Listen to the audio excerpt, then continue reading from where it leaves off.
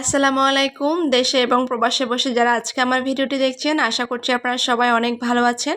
আমরাও আলহামদুলিল্লাহ ভালো আছি। মুক্তাজ মিনি কিচেন থেকে চলে এসেছি আজকে আপনাদের জন্য নতুন আরও একটি ভিডিও নিয়ে। আশা করছি আপনাদের সবার কাছে অনেক ভালো লাগবে। তো আজকে আসলে আমি পাট শাক রান্না করব, যেহেতু বাহিরে প্রচুর গরম পড়তেছে। এই গরমে মাছ মাংস খেতে আসলে একেবারে ভালো লাগে না। তো সেজন্য চিন্তা করছি শাকটা রান্না করব আর আপনাদের সাথে রেসিপিটি শেয়ার করব। তো প্রথমে আমি পাট শাকটাকে ভালো করে কেটে নিয়েছি। এরপর আমি এখানে ডাল নিয়ে নিচ্ছি। এখানে আমি মসুর ডাল নিয়েছি প্রায় 1.5 কাপের মতো। ডালগুলোকে আমি ভালো করে ধুয়ে পরিষ্কার করে নেব। আপনারা চাইলে কিন্তু এই শাকটা ফেলন ডাল অথবা খেসারি ডাল দিয়েও রান্না করতে পারেন, সেক্ষেত্রেও কিন্তু ভালো লাগে। তো ডালগুলোকে ধুয়ে পরিষ্কার করে নিয়েছি। এখন আমি একটা কড়াইয়ের মধ্যে দিয়ে দিচ্ছি। এখানে এখন দিয়ে দিব আমি 2 থেকে 3টে তেজপাতা। এই শাকটার মধ্যে আমি যখনই রান্না করি না কেন এই তেজপাতাটা দিয়ে থাকি, যদিও অন্য কোনো শাকের সাথে আমি দিই না। আর দিয়ে দিচ্ছি এখানে 3টে মতো রসুনের কোষ, মিডিয়াম সাইজের একটা পেঁয়াজ কুচি, স্বাদ মতো লবণ, কিছুটা হলুদের গুঁড়া দিচ্ছি আর লাল মরিচের গুঁড়া দিচ্ছি একেবারে সামান্য। যেহেতু এখন প্রচুর গরম পড়তেছে, এই গরমের মধ্যে আসলে ঝাল কম খাওয়াই ভালো। আর এই শাকটার মধ্যে কিন্তু খুব বেশি ঝাল হলে ভালোই লাগে না খেতে। দিয়ে দিচ্ছি 2 কাপের মতো পানি, যাতে করে ডালগুলো সুন্দরভাবে সিদ্ধ হয়ে যায়। এরপর এখানে আমি দিয়ে দিচ্ছিলাম 3 থেকে 4টির মতো কাঁচামরিচ, মিডিয়াম ঝাল এরকম এরকম পরিমাণের। তো চুলে আগুনটা ধরিয়ে আমি ডালগুলো সিদ্ধ হয়ে আসা পর্যন্ত অপেক্ষা করছিলাম। তো ডালগুলো মোটামুটি সিদ্ধ হয়ে গেছে, আমি আরও কিছুক্ষণ অপেক্ষা করব যাতে করে ভালো করে ডালগুলো সিদ্ধ হয়ে যায়। এই পর্যায়ে দেখতে পাচ্ছেন ডালগুলো সুন্দরভাবে সিদ্ধ হয়ে গেছে। এখন ডালের মধ্যে থাকা যে রসুনগুলো আছে সেগুলো কিন্তু আমি চামচ দিয়ে একটু ভালো করে মিহি করে দিব, যাতে করে ডালের সাথে খুবই সুন্দরভাবে মিক্স হয়ে যায় আর তখন সেটা খেতেও ভালো লাগবে। ডালের মধ্যে এখানে এখন আমি পানি দিয়ে দিব আবারও 2 কাপের মতো।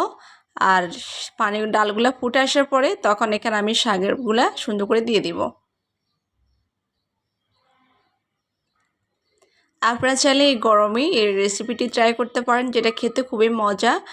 আর এই শাকটা কিন্তু আসলে মজা লাগে, রান্না করলেও মজা লাগে, আবার ভাজি করে খেতেও অনেক বেশি মজা লাগে। তো ডালগুলা ফুটে এসেছে, এখন এখানে আমি আগে থেকে কেটে রাখা শাকগুলো দিয়ে দিব। আর এই শাকটা দেওয়ার পরে খুব বেশিক্ষণ অপেক্ষা করতে হবে না, তাড়াতাড়ি সিদ্ধ হয়ে যায়।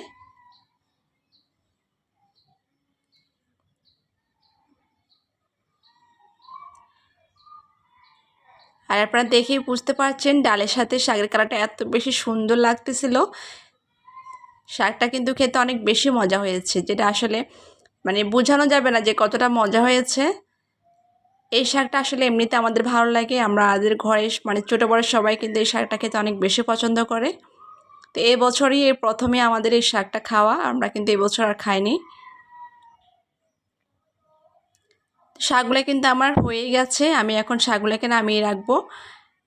অন্যদিকে আগে আমি বাগার দিব, সেজন্য একটা প্যানে আমি কিছুটা পেঁয়াজ কুচিয়ে তারপর রসুন কুচি নিয়ে নিব। তার আগে নিয়ে নিব কয়েকটা লাল গোটা মরিচ। তো এই মরিচগুলো কিন্তু খুব বেশি ঝাল না, মিষ্টি মরিচ যেটাকে বলে, এটা হচ্ছে সেগুলো। তো এখান থেকে আমি 4-5টা একটু ভেজে নিচ্ছি।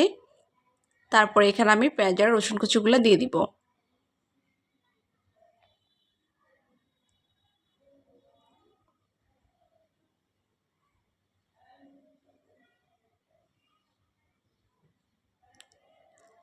তো পেঁয়াজ আর রসুন কুচি দিয়ে আমি কিছুক্ষণ নেড়ে ছেড়ে তারপর এগুলোকে নামিয়ে নিব। তো খেয়াল রাখতে হবে একটু যেন না পুড়ে যায়, সেক্ষেত্রে আমার ভালো লাগবে না শাকগুলো খেতে। তো আমি এখান থেকে 2টো মরিচ তুলে রেখেছি আর বাকি 3টে মরিচ শাকের সাথে দিয়ে দিচ্ছি। তো শাকটা এই যে কমপ্লিট হয়ে গেছে। ভিডিওটা আজকে আপনাদের কাছে কেমন লেগেছে কমেন্ট করে জানাবেন, আর যদি ভিডিওটি ভালো লাগে প্লিজ লাইক কমেন্ট শেয়ার করবেন। আমি আপনাদেরকে এখন একটা বাটিতে নিয়ে দেখিয়ে দিচ্ছি যে আসলে শাকটা কেমন হয়েছে। ঘনত্বটা কিন্তু এরকম হলে তখন খেতে খুব বেশি ভালো লাগে। ভিডিওটা আজকের মতো আমি এখানে শেষ করে দিব। আপনারা সবাই ভালো থাকবেন, সুস্থ থাকবেন, দেখা হবে আবারও নতুন কোনো ভিডিও নিয়ে। সেক্ষেত্রে আমি আপনাদের জন্য কী ধরনের ভিডিও তৈরি করব আপনারা চাইলে আপনাদের মতামতটা জানাতে পারেন আমাকে কমেন্ট বক্সে। আর এই প্রচণ্ড গরমে সবাই সবার স্বাস্থ্যের প্রতি খুব বেশি খেয়াল রাখবেন, বিশেষ করে ছোটোদের প্রতি। তারা যেন খুব বেশি না ঘামায় সেক্ষেত্রে খেয়াল রাখবেন। তো ভিডিওটা আজকে এখানে শেষ করে দিচ্ছি। সবাই ভালো থাকবেন। আল্লাহ হাফেজ।